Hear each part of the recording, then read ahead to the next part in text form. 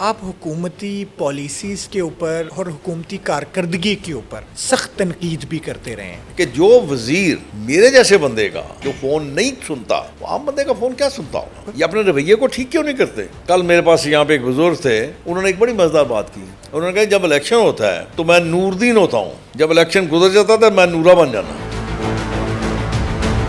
बिलावल भुट्टो साहब आजकल शिकवा और शिकायत के लहजे में बात करते नजर आ रहे हैं। वजीर आला पंजाब है मियां शहबाज शरीफ साहब हैं, ये दोनों फार्म 47 से आए हुए हैं, धांधली से आए हुए हैं। और साड़ी पंजाबी दी कहेंगे पैड़ियाँ रना अगर गिले गुजारियाँ करनी शुरू कर दिया। इसने कहा जी को जो बाबे हैं ना उनको निकाल देना चाहिए सियासत में। मैं कहा पहले अपने प्यो ਨੂੰ तक बड़ी खुदाबक जावे उत्थे जाके मां ਨੂੰ ਜਾ ਕੇ ਕਹੇ अम्मा तू ये बड़ा गलत फैसला कीता सी। पूरी पार्टी जो है ये अपने दीगर लोगों को अहम ओहदों तक क्यों नहीं लाती है? ये खानदान तक इक़्तिदार क्यों रहते हैं?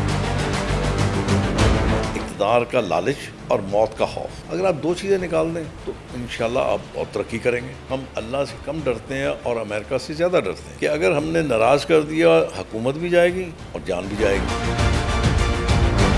आपके साथ कोई धांधली नहीं हुई? मेरा होती तो मैं रोक लेता, अगर मेरे में इतना नहीं है सख्त तो मैं किसी मस्जिद जाके मोहम्मद जी करा। हार गया, बस हार गया यार।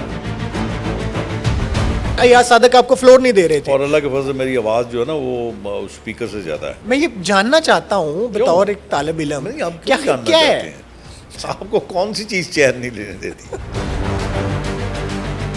वाडा फैसल वाउडा, पता नहीं क्या नाम, क्या वादा के वाडा के वादू, पता नहीं क्या उसका नाम क्या, मैं तो नाम भी नहीं जानता उसका। मुस्लिम लीग नून की जमात ने वोट दे के सेनेटर बनाया, पता नहीं क्या किया। आपने कहा कि मैं दसना ना, आपने कहा कि ये मेरी तस्बीह के 33 दानों की मार है इमरान खान साहब और उसकी पार्टी के साथ। सर मेरे लिए तो तेरे लिए साहब ने तू नौकरी भी करना थी। इमरान खान के दौर में या मुशर्रफ के दौर में आप जेल में गए नहीं गए? इमरान ने बड़ी कोशिश की थी। अच्छा आप तो जेल नहीं गए, लेकिन जब मियां नवाज शरीफ साहब जेल में क्यों जेल? मैं नहीं भेजना चाहता शेख साहब, क्यों भेजना है? परवेज लाई की और शेख रशीद की बात नहीं करता मैं, उससे बाद शाहिद खकान अब्बासी, चौधरी निसार।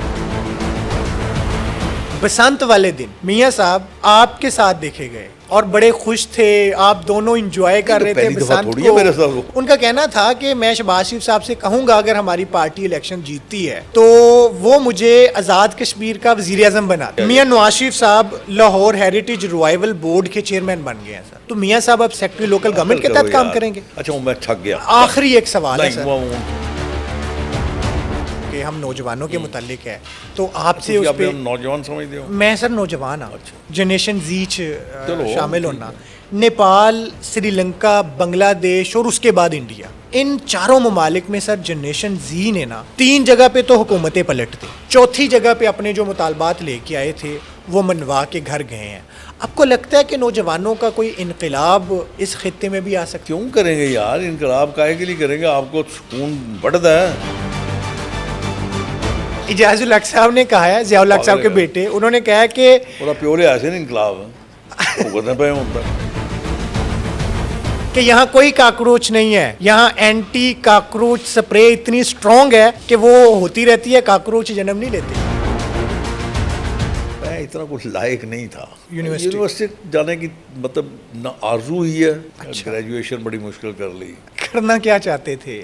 मैं कुछ भी नहीं करना चाहता, बिजनेस ही करना चाहते थे, वेला रहना चाहता था। उन लोगों में आपकी फैमिली का शुमार होता है कि जिनके पास तब कार थी जब शायद 6 या 7 कारें थी पूरे लाहौर में? पता नहीं 6-7 भी नहीं होंगी। आपने ये पूछा ही नहीं मेरी शादी कब हुई। हाँ शादी कब? बड़ा जरूरी सवाल, ये बड़ा जरूरी और अहम सवाल है। शादी बड़े जोर से आई हुई थी, 74 में कर ली। नॉर्मली होता नहीं है, किसान की शादी जो है वो इतनी देर चल जाती है। इतनी देर? फिर आपकी कोई दुश्मनी भी पड़ गई थी? कि मेरे पास 2 रास्ते थे। एक रास्ता ये था कि मैं अपने बच्चों के हाथों में क्लैशनकोफ पकड़ा दूं, और दूसरा रास्ता ये था कि मैं उनके हाथ में किताबें पकड़ा दूं। कहा जाता है कि मियां नवाज शरीफ साहब और मियां शहबाज शरीफ साहब का कोई सुलह में रोल था, ऐसा कुछ था? बिल्कुल नहीं।